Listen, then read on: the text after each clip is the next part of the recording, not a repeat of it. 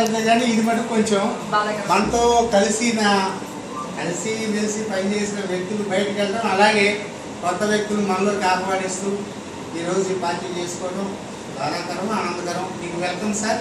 వాళ్ళకు వీడ్కోలు చెప్తూ మన హాస్పిటల్కి ఉన్న మంచి పేరుని ఇలాగే వచ్చిన వాళ్ళు కంటిన్యూ చేస్తారని, మీరు వెళ్ళిన చోట ప్యూర్ స్టాఫ్ అంటే కొంచెం మనకి ఒబీడియన్స్ అది మనం చూపించి పేషెంట్ని వాళ్ళ మన సర్వీసులు అందజేస్తారని చెప్పి ఆశిస్తూ థ్యాంక్ యూ వెరీ మచ్ ఈ అవకాశం.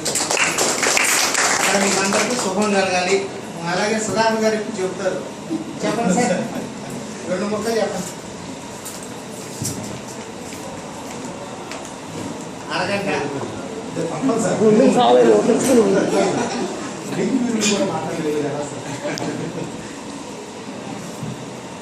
మనందరికీ పెద్ద దిక్కు, ప్రోత్సాహం, ఉత్సాహం ఇచ్చే బాలకృష్ణ గారు, తర్వాత చిన్న వయసు అయినా పెద్ద మనసుతో అనుభవించడంలాగా ఈ హాస్పిటల్ని నడిపించుకొస్తున్న మన సోదరుడికి, తర్వాత మనకి అక్కడ తిరువూరు హాస్పిటల్ని ఒంటి చేతి మీద నడిపించి అక్కడ వ్యవహారాలన్నింటినీ రాజకీయ ఒత్తిడిని కూడా తట్టుకుని అక్కడ విజయవంతంగా అక్కడ హాస్పిటల్లో మంచి పేరు తెచ్చుకుని మళ్ళీ మన హాస్పిటల్లో మంచి సర్వీసెస్ అందించడానికి మాకు ఒక గైడెన్స్ లాగా ఒక అనుభవించిందైన డాక్టర్ గారు మనకు రావడం, వేణుగోపాల్ గారికి వచ్చినందుకు వారికి శ్రద్ధను తెలియజేస్తూ,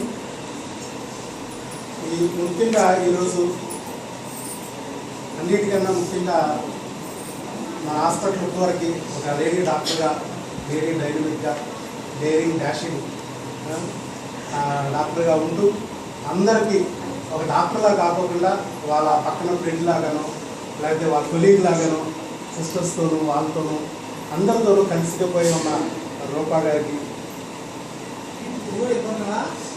అందరికీ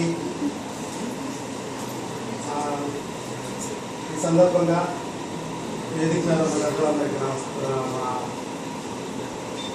తెలియజేసుకుంటూ, తర్వాత ముఖ్యంగా ఏంటంటే నేను నా సర్వీస్ చాలా తక్కువ, నేను నాకు ఇంకా ఈ వీడుకోళ్ళు వెళ్ళడానికి ఇంకా రాలేదు.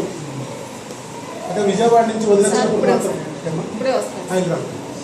విజయవాడ నుంచి వచ్చినప్పుడు మాత్రం అంటే విజయవాడలో ఫస్ట్ చేసి వచ్చాను కాబట్టి విజయవాడ నుంచి వదిలేసినప్పుడు కాంట్రాక్ట్ జాబ్ అయినప్పుడు కూడా వదిలేసినప్పుడు కొద్దిగా బాధ అనిపించేది.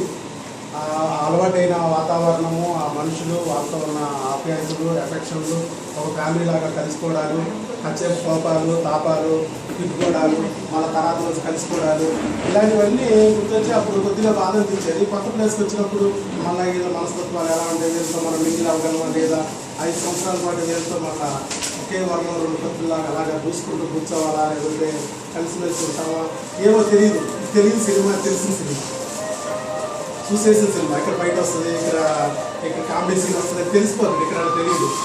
ఇది ఒక రకంగా థ్రిల్లింగ్గా ఉంటుంది. లైఫ్లో తప్పదు, ఇక్కడ ఫేస్ అయ్యి తప్పదు. అయితే ఏంటంటే నోరు మంచిది అయితే ఊరు మంచిది అయింది.